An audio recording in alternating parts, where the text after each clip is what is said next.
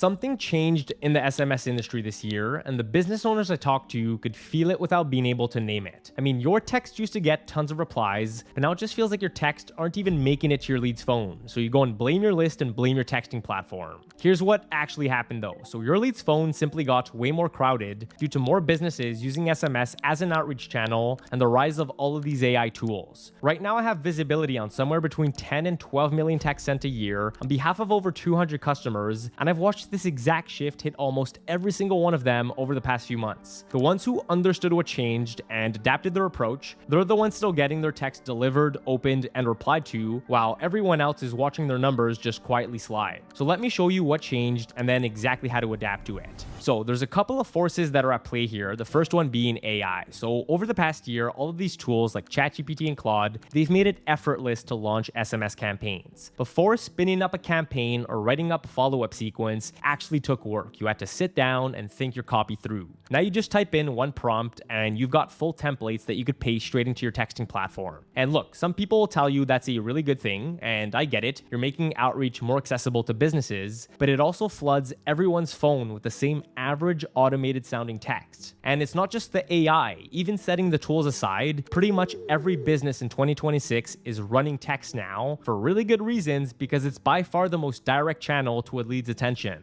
So between the AI and everyone else piling in, the channel got crowded and competitive so quickly that carriers and the TCPA are cracking down on all of it. And on top of all of that competition, the platform itself isn't making it any easier. So users are getting buried with spam text, so many that they started to treat their inboxes like literal email inboxes, something to filter instead of just read. And that pushback created two systems that are actively working against you. So first is the carriers and the TCPA rolled out A2P registration to try and stop spam at the source. And then there's the phone devices like iPhones and Androids that went a step further to protect their own users this time by adding a one-tap report junk button, plus spam tabs, plus promotion tabs or unknown senders folders, all built to keep anything that looks automated out of the main inbox and off the lock screen. So now you're basically fighting on two fronts, the carrier layer and the phone sitting in your lead's hand. But here's the thing, so even with all of that, SMS is still the single fastest, most direct line to a lead's attention. It beats email, it beats cold calls, it beats DMs every single time, and it's the one thing that people actually check all day long, and it's not going anywhere. So the goal isn't to just abandon texting, it's to learn how to win on it in a harder environment. So now that you understand what changed, let's talk about how you can actually adapt. And it really comes down to just one thing, which is the content of your messages. You want everything that you send to be obviously not AI generated, and here's why that matters on both fronts. So the carriers are actively filtering for exactly that kind of automated blast, and your leads will write you off the second they smell one. So you've got to prove that your sending is actually real and actually human, and there's only three ways to do that, which is the visual hierarchy of your text, the channel of your text, and the copy of your text. So the first one is visual hierarchy, and this is the one that hits before a single word gets read. So let me just show you this as an example by putting two phones up on the screen right now and giving you about 5 seconds to just pause the video and just look at them, okay?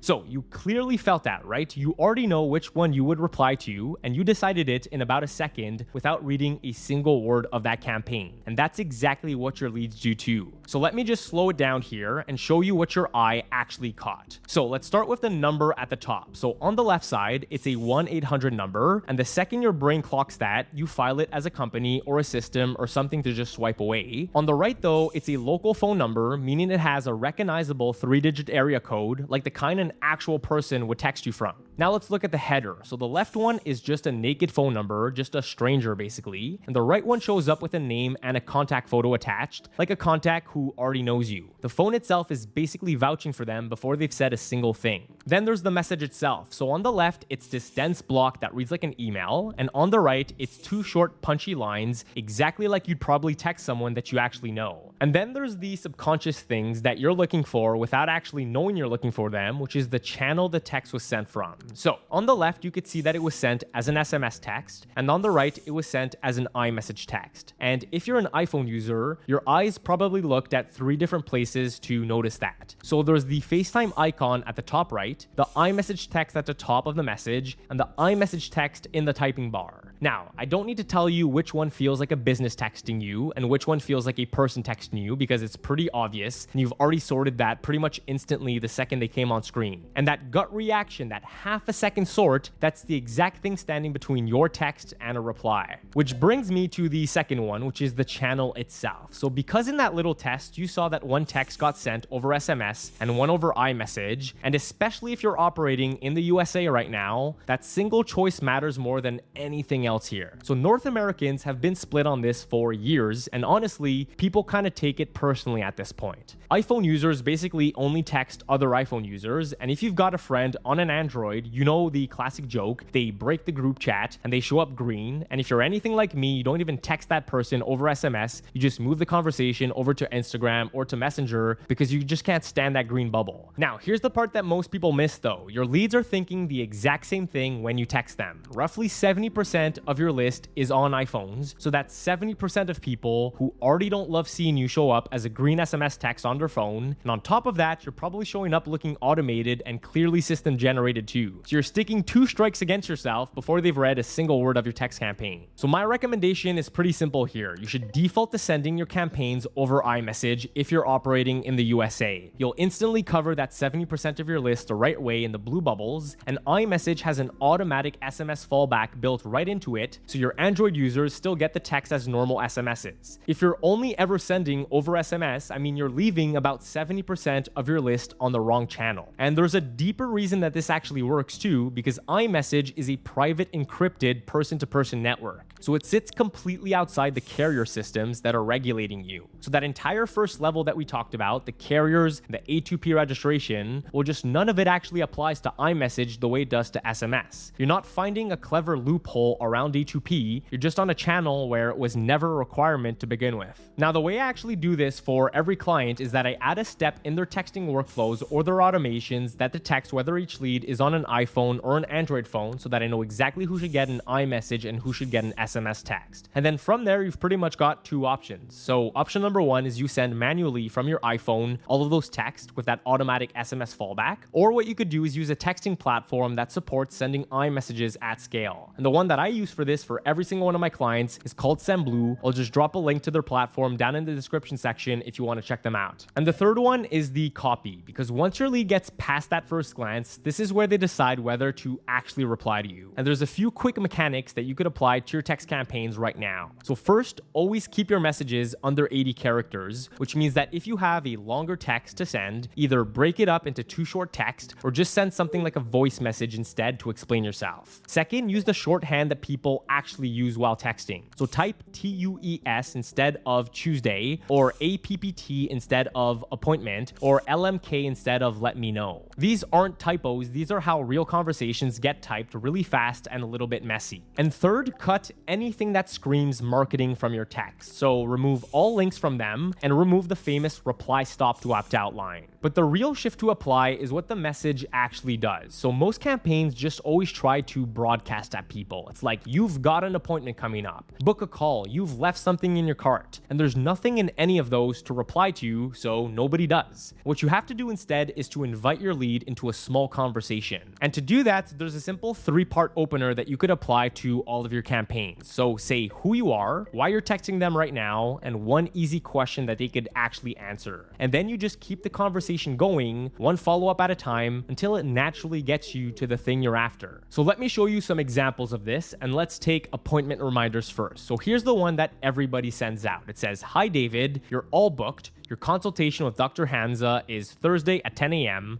Reply yes to confirm, reply stop to opt out." It's polished, it's professional, and it's completely dead because there's nothing there for David to say back to that. So half of the time he doesn't, and half of the time he doesn't even show up either. Now let's look at this one instead. "Hey David, it's Trinity with Pep Pro." That's who she is. "Just got your appointment with Dr. Hamza booked for this Thursday at 10 a.m. That's why she's texting. "Is this your first time on a GLP-1 or have you been on one before?" One easy question that actually invites a reply. And from there, she just works the follow-ups, keeping him engaged all the way up until he he actually shows up for the appointment, which is the whole point here. Same thing with a book a call offer. So the dead version is, "Hi Julia, want to get your son recruited for college hockey? We build custom development plans and connect you with college coaches. Book your free call now, links below." That's a flyer, not a text message. Now here's the one that actually works. "Hey Julia, this is Ian from Sports Recruits. Oliver popped up on our uncommitted 2027 list. I took a look at his stats on Twitter. Is he still interested in playing college hockey?" So notice here that he doesn't even ask for the call straight up front. He actually earns it. He works the conversation one message at a time until it fits naturally to make the ask to hop on a call. This way, booking the call feels like the obvious next step instead of just a pitch. And for abandoned carts, it's the same story. So the standard one is, "Hello Lewis, we noticed you left the Ergo Desk standing desk in your cart, free shipping and a 10-year warranty. Complete your order here, link below." Versus this one, "Hey Lewis, this is Jade from Ergo Desk. Saw you had the standing desk in your cart but didn't check out. Still deciding on size or color, or was it something else?" And just that one question here is the whole game. Instead of just guessing, she gets Lewis to tell her what's actually stopped him, and she works the follow-ups from there until he buys the desks. The generic "complete your order" text never learns why he actually stalled, so it never gets the sale. So look at the pattern across all three examples. Every single one opened the exact same way: who you are, why now, and one easy question, and from there it was just one honest follow-up at a time until the conversation landed on exactly what you were after, which is the appointment, the book call, or the sale. That's what SMS looks like in 2026. Not a broadcast, but a conversation you could actually steer. So if you only take one thing from this video, just take this, okay? The businesses winning on SMS in 2026 aren't the ones sending better campaigns. They're the ones that stop looking like campaigns at all. So this week, before you hit send on your next text campaign, run it through just one filter. Would a real person actually send this from a real phone to another person? If the answer is no, you've still got work to do. So that's what's actually working on SMS right now. But knowing what a real message actually looks like is only half of it. The other half is stringing these together into a sequence or a workflow or an automation that runs on its own and still feels handwritten. So click this video right here where I walk you through exactly how I build a text follow-up sequence from scratch, start to finish. If you want to steal my process step by step, click that one. I'll see you there.